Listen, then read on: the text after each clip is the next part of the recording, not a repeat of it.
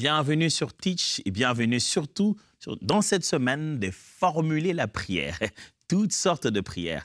On tente de trouver des lettres dans la parole de Dieu sur comment ou quoi devons-nous dire pendant les moments de prière. Et quel genre de prière est ici? Il y a tellement de sortes de prières, on s'est engagé à comprendre que dire. Comment formuler une prière d'invocation? C'est fait. Comment formuler une prière d'autorité ou exercer son autorité dans la prière? C'est fait. Alors, comment formuler son adoration? Aujourd'hui, dès qu'il y a une musique qui joue à l'église, on s'est dit « Ah, on a passé un moment d'adoration ». On a passé un moment à écouter les musiques où on a eu le temps nous-mêmes aussi d'articuler et de formuler notre adoration. Au moment d'adorer Dieu, comment on aborde le sujet? J'entends souvent les gens dire « Oh Seigneur, je t'adore, je te loue ». Est-ce qu'adorer Dieu, c'est juste lui dire « Dieu, je t'adore » ou bien on peut en fait, en réalité, formuler l'adoration? On dira quoi alors? Donc, let's teach. Grandissons ensemble.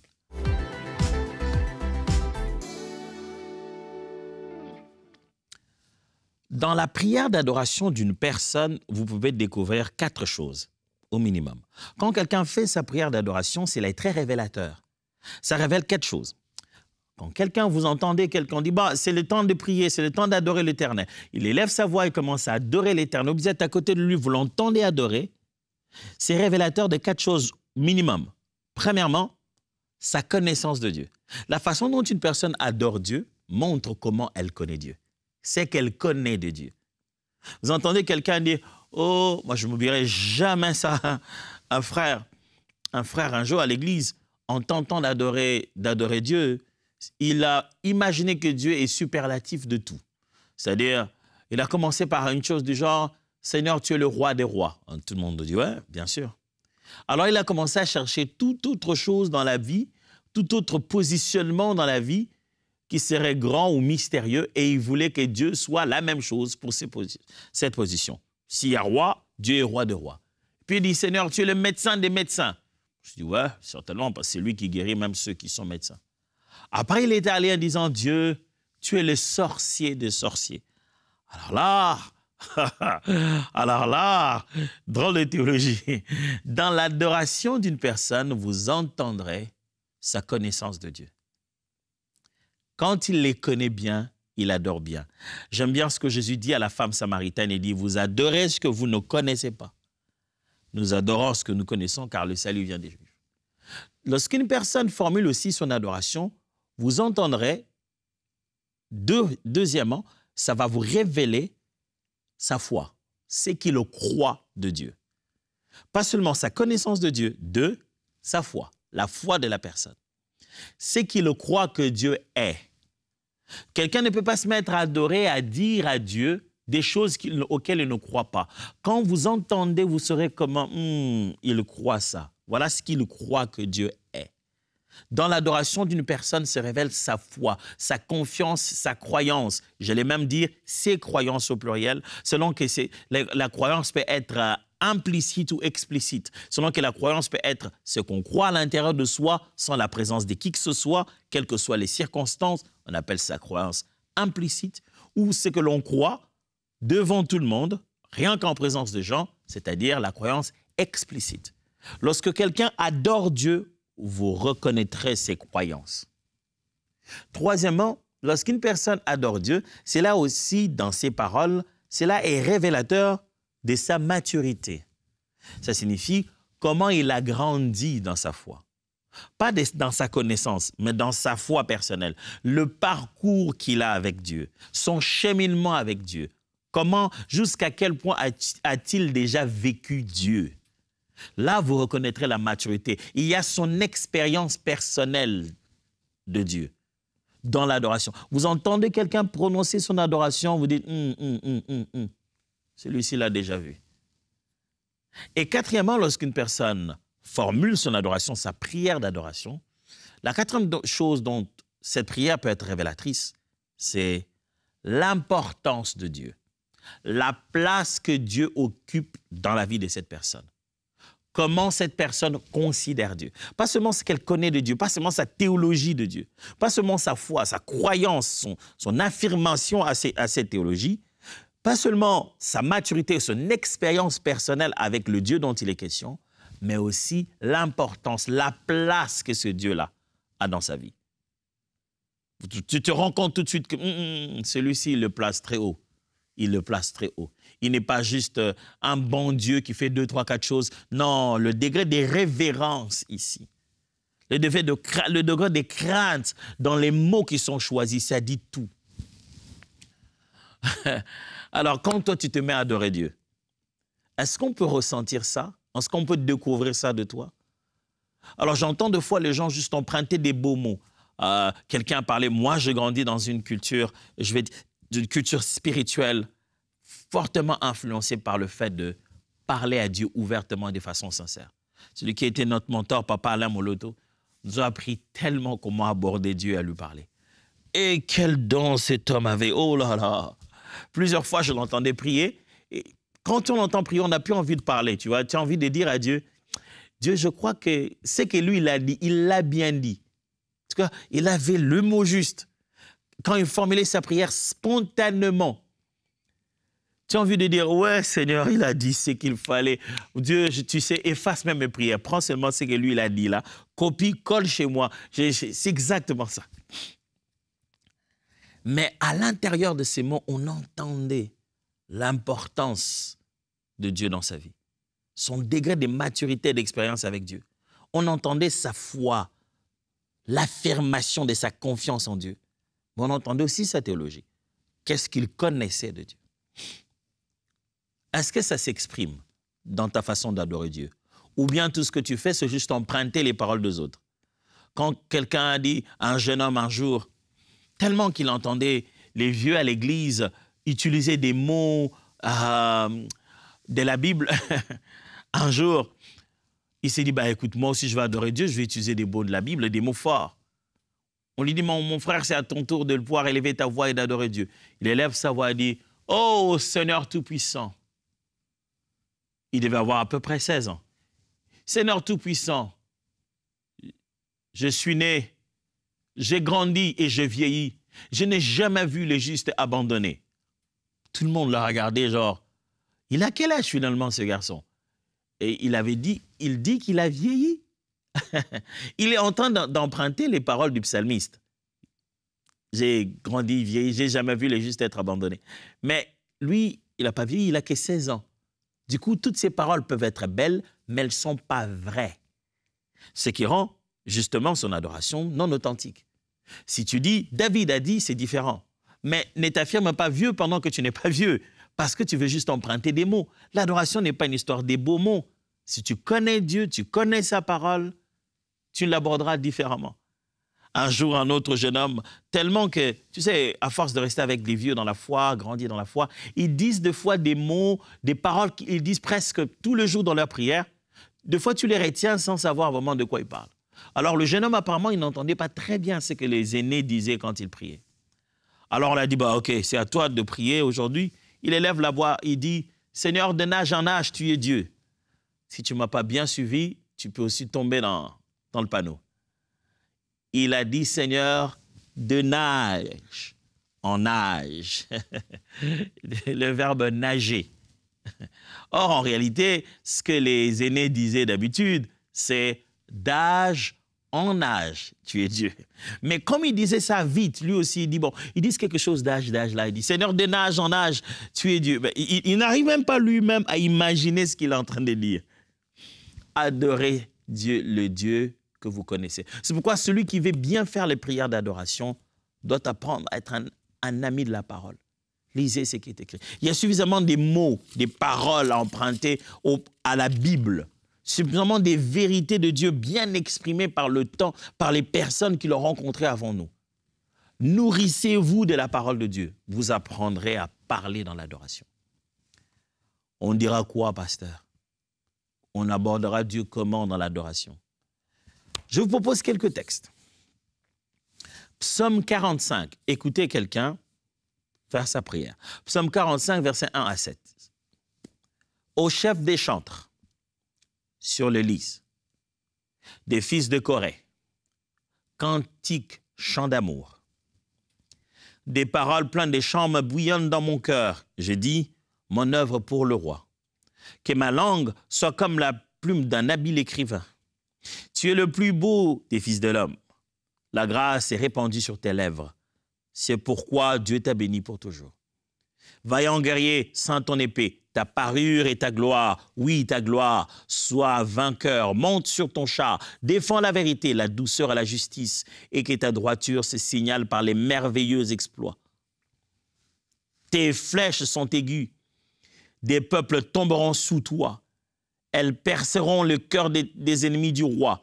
Ton trône, ô Dieu, est à toujours. Le sceptre de ton règne est un sceptre d'équité. Tu aimes la justice et tu hais la méchanceté. C'est pourquoi, ô Dieu, ton Dieu t'a oint d'une huile de joie par privilège sur tes collègues.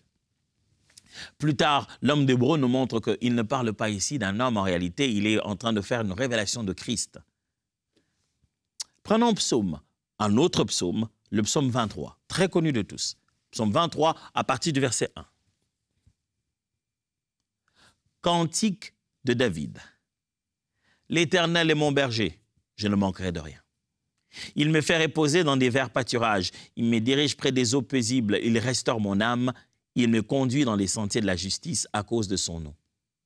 Quand je marche dans la vallée de l'ombre de la mort, je ne crains aucun mal, car tu es avec moi. Ta houlette et ton bâton me rassurent.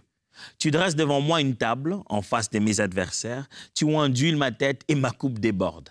Oui, le bonheur et la grâce m'accompagneront tout le jour de ma vie et j'habiterai dans la maison de l'Éternel jusqu'à la fin de mes jours. N'est-ce pas que c'est beau d'entendre ça?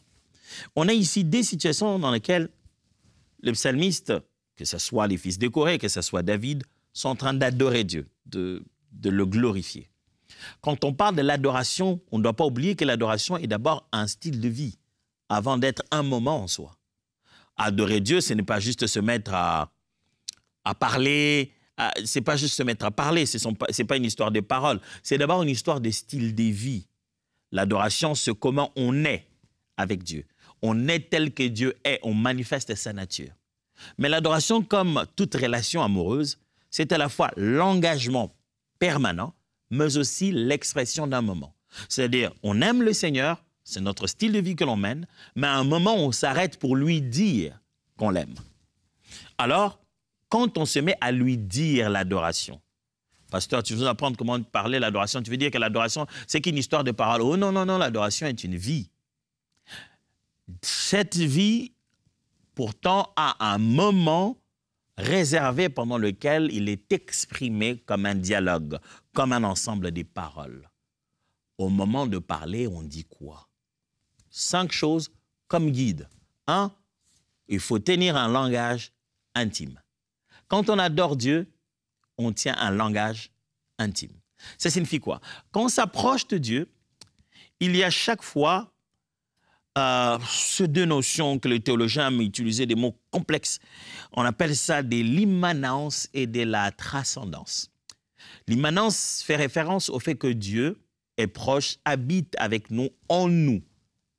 Ami, proche, personnel. On tient donc un langage qui est personnel avec lui, qui est un langage intime. Tu verras donc l'adorateur qui adore Dieu et qui dit « Dieu, tu es mon Dieu. Tu es ma force. » Il lui parle à lui-même, comme s'il parlait à un ami, comme s'il parlait à quelqu'un qu'il voit de ses propres yeux. Adorer Dieu, c'est parler à quelqu'un d'intime qui est là. Mais deuxièmement, c'est tenir le langage majestueux. Ce que j'appelle ici le langage majestueux tombe dans la catégorie de ce que j'appelais la transcendance. C'est-à-dire la transcendance tient l'idée du fait que Dieu est ce grand, puissant roi suffisamment éloigné dans la dignité. Pas éloigné dans sa personne, mais éloigné dans la dignité. Il n'est pas de notre rang. C'est le rang royal. Et quand on lui parle comme on parle à un roi. L'adoration, c'est à la fois parler intimement à ce Dieu qui est un ami, mais c'est aussi parler à ces puissants rois. Vous regardez, des fois, les psalmistes, dans un même psaume, il quitte de tu à il. Si on l'a tutoyé comme Jésus nous a appris à l'appeler notre Père, à un moment donné, on parle de lui comme si on parle à la troisième personne. Il est puissant, mon rocher. Ah, il est puissant, le rocher qui est à moi. J'ai fait les deux en même temps. Il est grand. L'Éternel marche au milieu de ses adversaires. Des scénarides sortent de fumée. Il marche et les voilà qui se dispersent. Je fais une description. C'est de l'adoration. Je ne lui parle pas à lui-même comme si je le tutoyais. Je parle de lui comme une tierce personne. C'est un langage de majesté. Je suis en train d'élever sa grandeur. Je parle de lui comme à la troisième personne, par cet honneur, par ce respect qui veut dire je ne peux même pas te tutoyer. Je dois parler de toi comme une réalité lointaine. On ne s'en est pas éloigné. On est plutôt en train de reconnaître sa majesté et sa transcendance. L'adoration, c'est ça. Ce n'est pas seulement dire « Dieu, c'est toi ma force, c'est toi mon ami. À qui irais-je en croire? Toi, le papa dans mon cœur. » Ouais, mais c'est aussi dire « Adonai El Shaddai, le maître de l'univers, le créateur du ciel et de la terre. Il n'a pas de comparable. Il siège et lorsqu'il parle, qui lui empêchera? Lorsqu'il ordonne, qui lui résistera? Je suis en train de décrire quelqu'un là. Mais il est là devant moi, mais je le décris comme ça. Ça fait partie du langage de l'adoration. Troisièmement, affirmation d'attributs. Quand on adore, on affirme des attributs de Dieu. On dit ce qu'il est.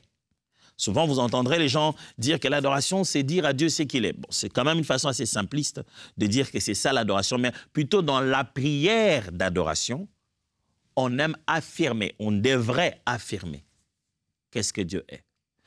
Pas seulement faire une liste de ses noms, Yahweh Shammah, Yahweh Tchedkenu, Yahweh Avenu, toutes ces sortes de noms qu'on connaît de l'hébreu, mais c'est aussi affirmer ce qu'il est, l'attribut qui est caché derrière.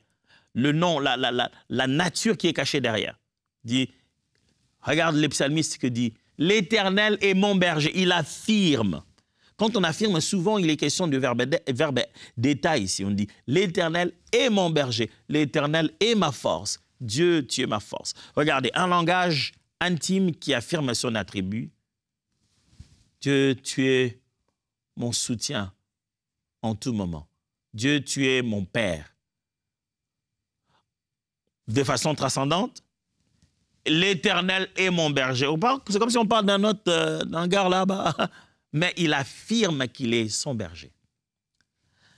Quatrièmement, il ne s'agit pas seulement d'un langage intime, ni d'un langage majestueux, d'une affirmation d'attribut, mais une description imagée. Quand on adore, quand on prie, on veut parler avec Dieu, on veut l'apprécier. N'oublions pas que nous parlons à un être invisible que nos yeux n'ont jamais vu. Et Dieu en est conscient. Et donc, dans la Bible, lui-même Dieu, nous tient un langage très imagé pour qu'il forme dans nos têtes des éléments, des images qui nous permettent de visualiser cela. Donc, vous regarderez souvent dans la Bible, dans les psaumes et dans les autres moments où le peuple adore Dieu, vous regarderez que le peuple génère toujours une image. Pas une image taillée extérieure qu'il faut toucher, devant laquelle aller se prosterner, mais dans le langage, les termes sont imagés. Si l'Éternel est mon berger, écoutez-le. L'Éternel est mon berger, ça c'est imagé ça. Je ne manquerai de rien, il me fait reposer dans des verts pâturages, donc je suis une brebis. Il me dirige près des eaux paisibles. Ah, on parle maintenant des eaux paisibles. C'est quel dada là? On est complètement plongé dans son image. David, tu es devenu une brebis, tu prends ça au sérieux ou quoi? C'est ça l'adoration. On est plongé dans une image et on développe cette image-là. Il rassure mon âme. Il me conduit dans les sentiers de la justice. Ah, je pensais que vous étiez dans les eaux paisibles. Vous êtes maintenant dans les sentiers de la justice? À cause de son nom. Quand je marche dans la vallée de l'ombre de la mort, qu'est-ce que tu es allé faire là-bas maintenant, dans la vallée de l'ombre de la mort? Je ne crains aucun mal quand tu es là avec moi. Oh, ta houlette et ton bâton me rassurent. Ah, ok, tu es toujours une brebis alors. Tu dresses devant moi une table en face de mes adversaires. Tu es maintenant à table. Tu n'étais pas une brebis, toi? Tu ondules ma tête et ma coupe déborde. Oui, le bonheur et la grâce m'accompagneront tous les jours. Tu sens que dans sa démarche, dans sa façon d'adorer et de regarder la grandeur de Dieu, il y a une image qui l'alimente. Il y a un aspect imagé qui est alimenté. constate toi-même que tu passeras plus de temps dans la prière. Une des choses qui boosterait ton moment de prière, c'est parce qu'il y a une sorte de métaphore, une sorte d'image qui a saisi ton esprit et que tu commences maintenant à creuser. Alors, quand tu vas adorer Dieu, creuse l'image, creuse le langage imagé. Quand on parle de langage imagé, ça ne veut pas dire que tu t'inventes toi-même un langage imagé qui pourrait être à l'encontre des Écritures. Non, plutôt, reste dans la parole. Prends le temps de comprendre la parole et à travers la parole, tu trouveras plein d'images qui expriment bien la nature de Dieu. Et enfin, vient ce que j'appelle ici analogie de supériorité ou de contrariété. C'est moi qui invente ces mots pour résumer tout ce que je vais vous dire.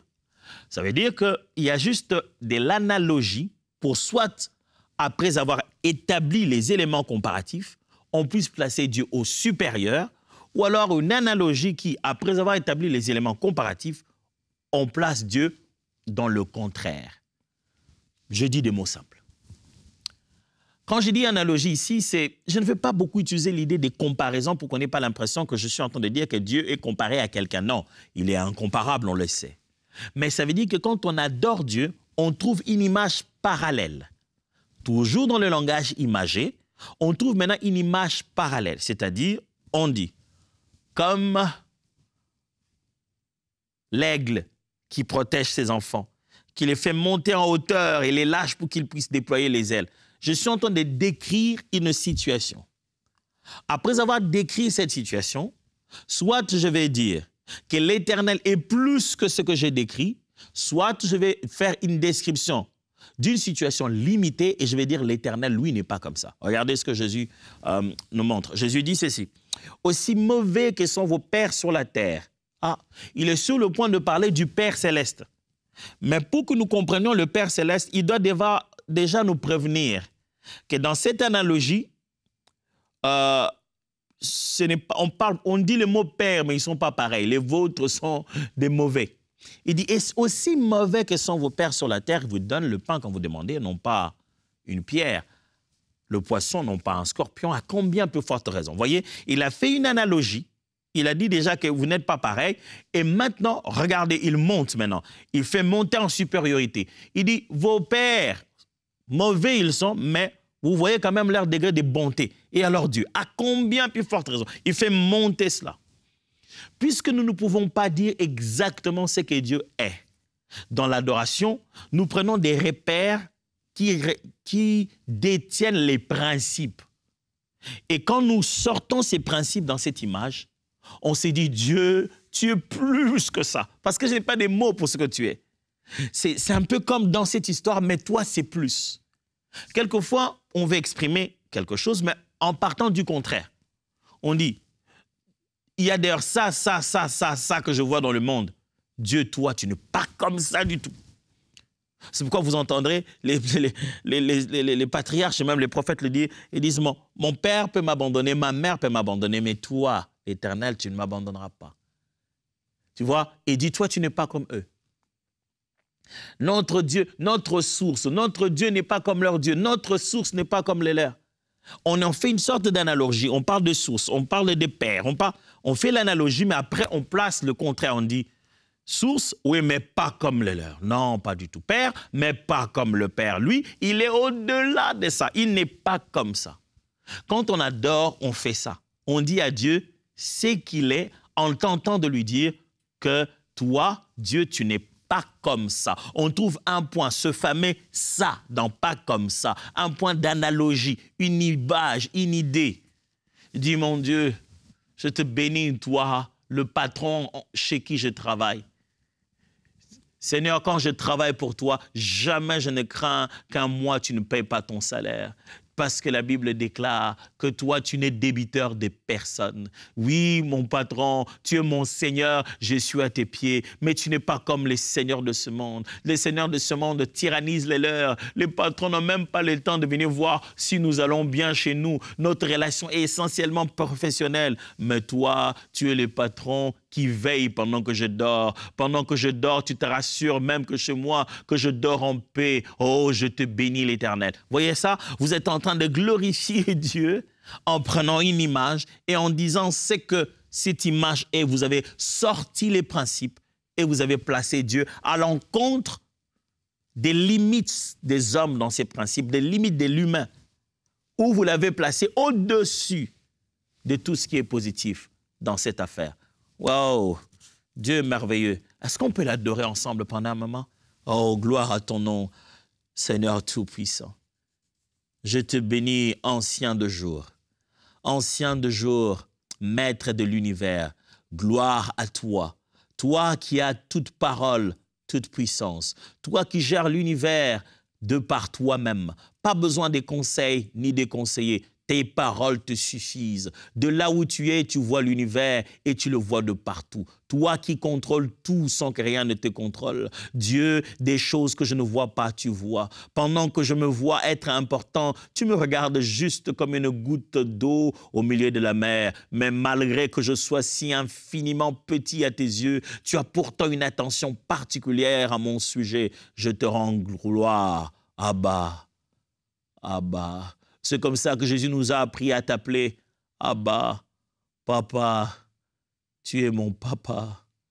Je te bénis, papa, toi, source de vie. Je suis de la même nature que toi. Tu m'as donné d'être de ta nature. C'est pourquoi tu n'as pas honte d'être appelé mon père. Je te bénis, toi, mon papa. Il y a bien des papas sur la terre qui ne sont que des géniteurs. Il a donné vie, mais il vit sa vie. Moi, je te bénis de ce que non seulement tu m'as donné vie, tu m'as donné de vivre ta vie. Tu prends soin de moi, même dans des détails auxquels je ne pouvais pas imaginer. Mon papa, tu es un papa qui assure. Mon papa, tu es un papa qui assure. Je te bénis de ce que tu as un plan pour moi. Tu as un projet pour moi. Tu ne vas pas aller travailler, chercher à être payé, obtenir un salaire pour assurer mes études. De ta seule parole, de là où tu te tiens, tu ordonnes que mon destin fonctionne. Gloire à toi, papa. Papa qui ne meurt pas. Je n'ai pas peur. Je n'attendrai pas jusqu'à ta mort pour obtenir l'héritage. Tu es le papa qui partage avec moi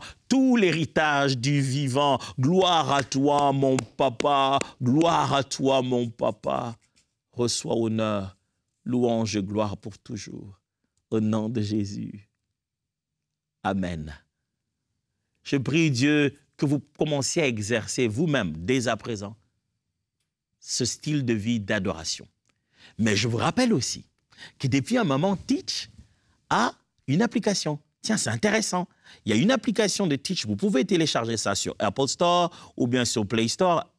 Vous pouvez trouver ça. Juste, il suffit de mettre Teach et vous allez télécharger. Ou alors, vous pouvez télécharger sur ces QR codes qui apparaissent.